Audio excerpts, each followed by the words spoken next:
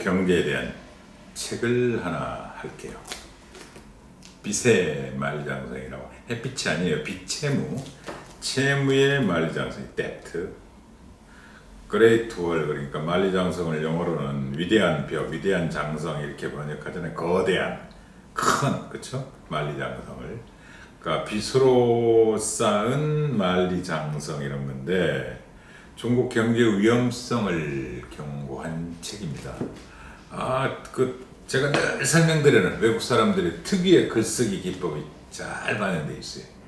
현장성, 그 다음에 적절한 케이스, 그 다음에 동서 간의 비교, 그 다음에 내러티브 시스템 이런 것들 있죠. 이런 건데 이를테면요, 어디서들 이렇게들 찾아내는지 2015년 초에 중급 호텔 체인 경영자가 총리한테 공개 편지를 보내요. 왜 공개 편지를 보내느냐?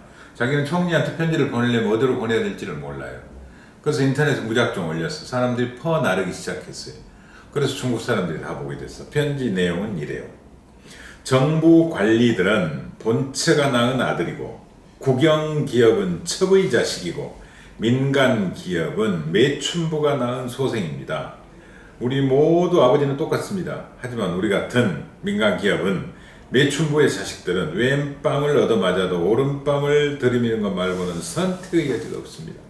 이런 식으로 편지를 보냈대요. 지금 중국 경제의 화두는 물론 달라요. 지금 미국과 중국 간의 관세 폭탄 때문에 많이 어려워지고 있고, 그 다음에 또 하나는 이제 국진민퇴라고 국영기업화를 자꾸 시행하면서 민간기업의 영역을 침범하는 데 대한 두려움, 이게 지금 이제 중국의 화두고, 어젠가 그젠가요? 78년을 기점으로 중국이 개혁개방 40주년이라고 그럽니다. 거기에 맞춰서 홍콩에서 주하이까지 55km 해상 다리를 놨잖아요. 전 세계에서 가장 긴. 그래서 이제 거기를 지금 선천, 그러니까 선전을 시주석이 가가지고 지금 개혁개방 40주년 기념을 겸해서 시찰을 했는데, 개혁개방 40주년, 그 다음 미중 경제전쟁, 그 다음 국진민퇴라고 설명하듯이 국영기업화되는 그런 어려움, 민간 영역을 침범하는 이런 것들이 오늘 이 시대의, 오늘 이 순간의 경제적 화두입니다만, 불과 2, 3년 전으로 돌아갔을 때 이런 겁니다. 공무원들은 본처가 낳은 아들들이 가장 대접받아 관료주의가 심하다고 말이죠. 국영기업은 첩의 자식들이에요. 국영기업은 그만큼 또 대접을 받아, 예쁨을 받아. 민간기업은 매춘부가 나온 소생이래요. 버린 자식들이에요. 이게 이제 중국 관료주의, 그 다음 국유주의 이런 것들을 비판한 날카로운 편지인데, 이런 식으로 중국은 자유주의도 아니고, 그 다음에 시장경제도 아니고, 그렇다고 국영경제도 아니고, 그렇다고 권위주의 시스템, 또 패거리 자본주의라는 말을 썼던데 지들끼리 헤쳐먹는 거죠. 관료하고 민간기업이 서로 부패의 사슬을 만들어서. 이런 것들을 아주 적나라하게 쓴 분입니다. 호주 출신 언론인인데 중국 경제 전문가예요. 아주 재밌어요. 그 다음에 이런 겁니다. 좀비 기업 있잖아요. 좀비. 그러니까 이미 죽은 시체인데 여전히 생명력을 유지하는 이런 건데, 좀비는 미국식 개념이라는 거죠. 살아있는 시체들의 밤이라는 영화에 나오는 좀비인데, 이 좀비는 죽지 못하고 뇌를 파먹나 봐요. 미국식 좀비는. 근데 중국 좀비는 강시잖아, 아시죠? 이상한 옷 입고 펑펑 뛰어다니는 강시 있잖아요. 청나라 때. 근데 강시는 뱀파이어입니다. 뱀파이어. 뇌보다는 피를 더 좋아해요. 미국 좀비는 뒤틀린 채로 비틀거리면서 걷지만 중국 강시는 두 발로 콩콩 뛴대요. 미국 좀비와 중국 좀비의 차이는 기업으로 가면 확실히 차이가 난다는 겁니다. 미국은 망한 기업은 시장경제 원리에 따라서 바로바로 퇴출이 돼요. 시체 처리가 돼요. 중국 강시는 계속 피 빨아먹고 살아요. 이미 죽었는데도. 그러니까 죽었으니까 파산을 해야 되는데 죽었다고 아무도 선언을 못하는 거죠. 겁나니까. 그래서 계속 은행 대출을 통해서 연명을 시켜요. 그래서 속으로 병들어가는 썩은 경제다, 죽은 경제다, 이런 것들을 동서양 좀비의 비교를 통해서 설명을 해내요. 얼마나 놀라운 설명입니까? 누구나 쉽게 이해할 수 있는. 이런 방식으로 중국 경제가 지금 얼마나 어렵고, 유령도시, 가짜도시, 대규모 부채들로 중국 경제가 간단치 않다. 완전히 새로운 방향전환이 필요하다. 이런 식으로 쓴 책인데, 저는 아주 재밌게 읽었습니다. 아주. 네, 그다음에 두 번째는 청일전쟁입니다. 어젠가요 그젠가요가 메이지 유신 150주년입니다.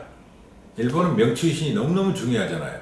그러니까 도쿠가와마쿠 시대를 끝내고 메이지 유신을 하잖아요. 그래서 샤시마하고 조슈가 싸우다가 같이 연합을 해가지고 패번 치연하고 그 다음 메이지 천황의 메이지 유신을 하고, 이 메이지 유신이라는 단어가 나중에 한국으로 와서 10월 유신, 박정희 대통령은 워낙 일본 문화나 일본 정치의 영향을 받았으니까요. 그렇게 간 적도 있습니다만, 이 유신이라는 단어 일본 단어입니다. 사실은 메이지 유신을 비롯된.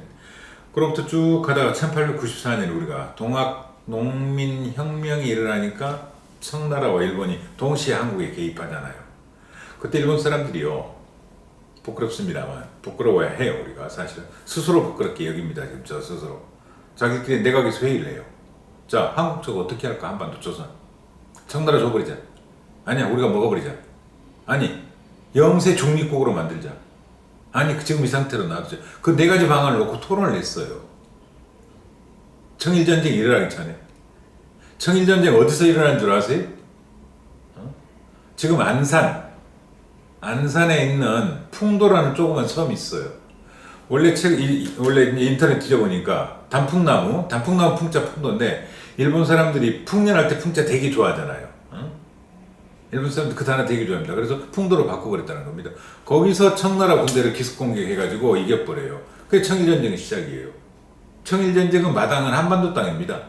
그러다가 나중에 중국 해안선 따라서 이제 산둥반도하고 위순, 따렌 이런 데서까지 합니다만, 한반도에서 사실은 동학 농민혁명을 핑계로 개입해가지고 청나라와 일본이 한반도 주도권을 놓고 싸우는 측면이 있었거든요. 그리고 우리는 고종 황제가 잡혀갔다가 대원군이 잡혀갔다가 이런 슬픈 역사들이 있습니다만, 일본 책입니다. 청일전쟁. 메이지 유신 이후로 일본이 군국주의 길을 가면서 청나라라는 죽어가는 권력을 어떻게 넘어서고 1894년에 그리고 1904년에 러일전쟁을 일으키잖아요. 그것도 마찬가지죠. 우리나라 서해안에서 시작해서 동해안에서 끝나잖아요. 그 10년 동안 전쟁을 통해서 동북아 질서의 리더로 커가 나가는 거죠. 군국주의, 제국주의자들로. 그 시작이 사실은 청일전쟁이거든요. 그래서 저 개인적으로는 청일전쟁에 대해서 아주 관심이 많아요. 그리고 우리는 부끄럽습니다만 청일전쟁에서 청나라가 패배했음에도 불구하고 청나라로 인사하러 가요. 조공하러. 그랬더니 청나라가, 야, 우리 이제 더 이상 당신들 지켜줄 수 없어. 오지 마. 이런 거죠.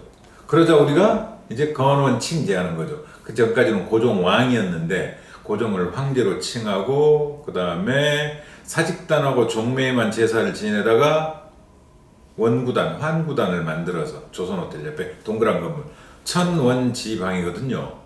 하늘은 동그랗고 땅은 네모니까 땅에 지내는 제사단, 직 땅신하고 곡식신에 대한 제사탄은 네모로 돼 있고 하늘에 대한 제사탄은 동그랗게 돼 있어요. 그게 이제 베이징화에 있었거든요.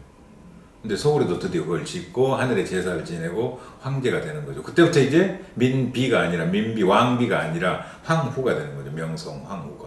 그래서 청일전쟁이 한국 역사에 있어서도 대단히 중요하거든요. 대단히.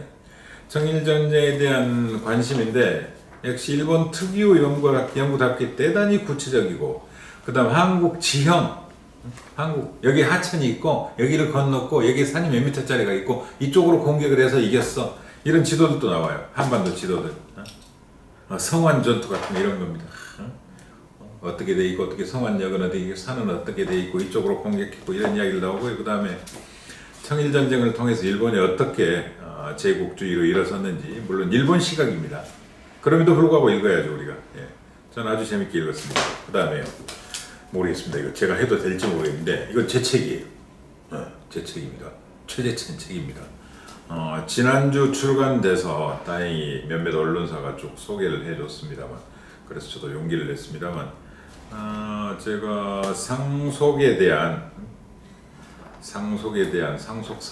상과 죽음에 대한 책을 쭉 지금까지 연재하고 정리하고 글을 쓰다가 이번에 꼴리테이아에서 책을 묶어냈습니다.